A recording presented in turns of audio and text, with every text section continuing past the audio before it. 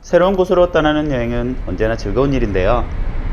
때론 지나친 모험심으로 천지도 모르고 까불다가 요단강 건너는 인생 마지막 여행이 되기도 합니다. 오늘은 실화를 바탕으로 한 생존 영화 중 몰입도 높은 영화 5편을 소개해 드릴 건데요. 인간의 생명이란 건 대자연 앞에서는 한없이 작게 느껴지지만 아마 영화를 보고 나시면 생존을 위한 처절하고 절실한 주인공들의 모습에서 현재의 우리 삶에 대한 감사함과 소중함을 잠시나마 깨닫게 해드릴 겁니다. 자, 그럼 현재의 삶의 땡큐 함을 선사해줄 생존 실화버스 출발합니다.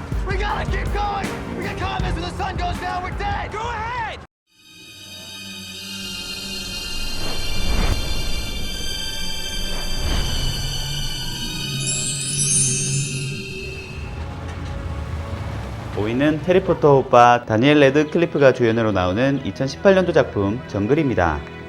영화 정글은 1981년 4명이 같이 떠난 아마존 오지 여행에서 길을 잃고 2명은 생존, 나머지 2명은 실종된 실화를 바탕으로 제작되었습니다. 요시는 평범한 삶을 거부하는 모험심 가득한 남자입니다. 군 복무 후 대학에 진학하라는 아버지의 말을 거부하고 인생 살아있음을 느끼기 위해 배낭 하나 딸랑 맨 채 오지맥 말고 오지란 곳은 다 찾아다니며 탐험을 시작하죠.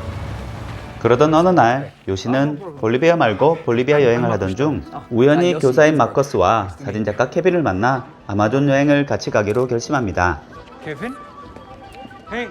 현지 마을에서 이들은 신비한 매력을 뿜뿜 내뱉는 여행 가이드를 만나게 되고 이 가이드는 요시에게 이런 제안을 합니다.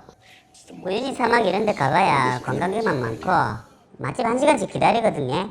검색대 형님도 못 가본 데 있는데 참 안 가볼랍니까? 지도에도 나오지 않는 원시 부족이 사는 마을이 있다는 말에 혹한 요시. 요시, 원시 부족은 마을 위에 있지 마셔. 그리하여 네 사람은 정글 탐험을 시작하는디 순조롭게 진행되던 탐험은 뗏목이 급류에 휩쓸리고 요시가 조난을 당하면서 꼬이게 됩니다. 상황은 점점 악화되고 생존을 위해 원숭이, 새알, 거북이까지 먹으려다 참습니다. 요시는 환청에 환각 증세까지 보이면서 미치기 일보 직전까지 가는데 과연 요시는 이 위기에서 어떻게 탈출해 생존하게 될지 영화를 통해 확인하세요. 전직 국가대표 하키 선수 출신의 에릭은 하키를 그만둔 뒤 시리에 빠져 있는데 그에게 유일한 낙은 바로 마약과 스노보드를 타는 것. 버스를 놓쳐 히치하이킹으로 우연히 얻어탄 차 안에서 스키장의 구조대 요원 사라를 만납니다. 운명이란 것은 때론 가혹한 것. 그녀와의 인연으로 에릭은 네바다 산맥 메머드 산에서 스노보드를 혼자 즐기게 되는데 마약을 하면서 스노보드를 즐기는 에릭.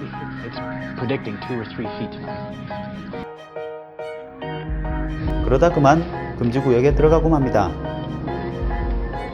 휴대폰도 라디오도 먹을 것도 없는 채 이곳에 홀로 남겨진 에릭. 있는 거라곤 성냥과 마약봉지, 보드가 전부였는데 성냥마저 불붙이기에 전부 실패하고 맙니다. 마약 말고 담배를 폈다면 일회용 라이터라도 있었을 텐데 마약이 이렇게 도움이 안 됩니다, 여러분. 눈은 저체온증과 탈수를 일으키기에 맘 놓고 먹을 수도 없는 상황에 밤이 되면 안부를 물으러 찾아오는 늑대 친구까지.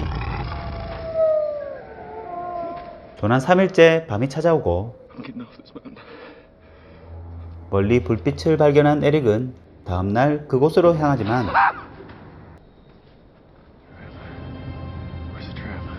어렵게 도착한 그곳이 잘못된 길이란 걸 알고서 신을 원망합니다. 조난 6일째가 되자 서서히 삶을 체념하게 되는 에릭. 하지만 사랑하는 가족을 생각하며 마지막 힘을 다하는데 에릭은 과연 무사히 구출돼 지난날 자신의 삶을 반성하고 열심히 살게 될까요? 4위는 조시 하트넷 주연의 2018년도 작품 식스 빌로우였습니다.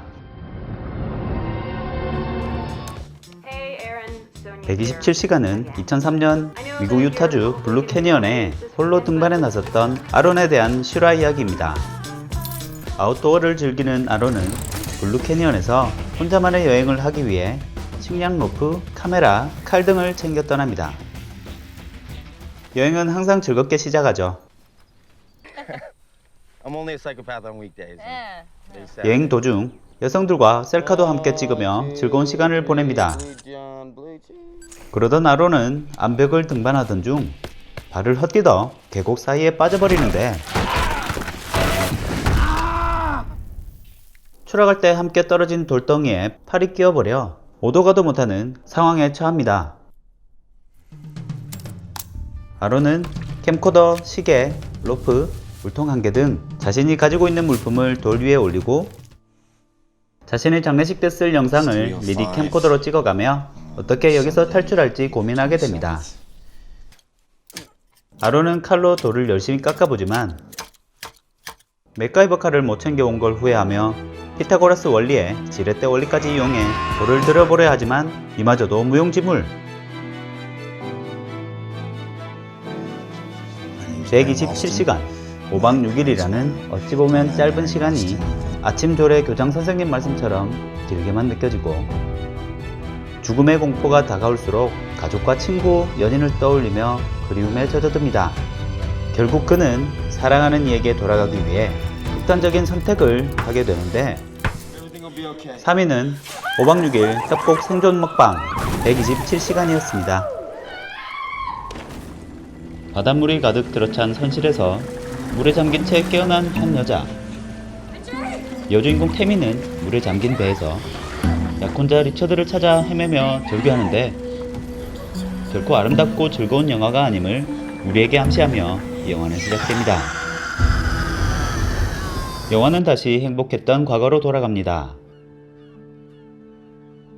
태미는 자유여행을 하면서 전 세계를 돌아다니다 환장의 섬 타히티까지 오게 됩니다. 그곳에서 자신의 요트로 타히티에 온 11살 연상남 리처드와 우연히 만나고 사랑에 빠지게 되죠. 그런데 로맨틱한 시간을 보내던 어느 날 이 둘을 찾아온 한 노부부. Something we'd like to talk to you about, actually. How would you like to sail the Hosanna back to California for us? 약혼까지 한 태미와 리처드는 하자나호에 몸을 싣게 되는데 달콤한 해피타임도 잠시 그들의 요트를 허리케인이 덮치게 되고 리처드는 갈비뼈와 다리가 부러지는 큰 부상을 입습니다. 요트 하자나호는 절반이 물에 잠기고 무전기까지 모두 고장나 구조 신호조차 보낼 수가 없는 상황.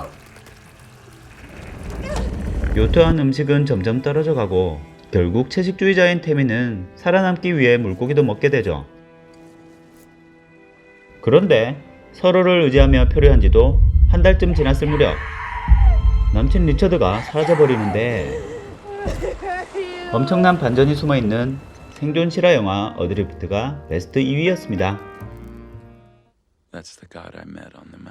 영화는 1972년 10월의 초겨울로 돌아갑니다. 우루과이 대학 럭비팀을 포함한 45명의 승객을 태운 우루과이 항공 57 1편이 몬테비데오를 떠나 칠레로 향합니다. 남아메리카에서 제일 큰 산맥인 안데스 산맥을 넘던 중 갑작스러운 기상악화로 비행기는 산봉우리에 그만 추락하고 맙니다. 사방이 눈으로 뒤덮여 있고 비행기 동체만 남은 이곳에서 승객들은 하나 둘씩 죽어갑니다. 무려 영하 40도나 되는 지옥 같은 이곳에서 초콜릿 몇 개와 와인으로 연명하며 8일째 되던 날 잔해에 있던 라디오 안테나를 이용해 방송을 겨우 듣게 됩니다. 절망적인 상황이지만 삶에 대한 희망을 움켜쥔 채 이들은 해발 3,500m 안데스 산맥에서 탈출하기로 결심합니다. 생존자들은 살아남기 위해 충격적인 행위까지 하며 버티는데요. 어떤 충격적인 사건이 있었는지는 영화를 통해 꼭 확인해 보시고요. 영하 40도의 혹한과 눈보라 속에서 긍정의 힘으로 살아남은 기적과도 같은 70일간의 생존 일지를 다룬 영화 얼라이브가 1위였습니다. 극한의 상황에서 생명의 존엄성, 인간의 화합 등을 깨달아가는 과정을 그린 생존 실화 영화 베스트 5였는데요. 우리도 이들처럼 희망을 잃지 않고 건강한 몸과 마음으로 살아간다면 행복이 찾아오지 않을까요?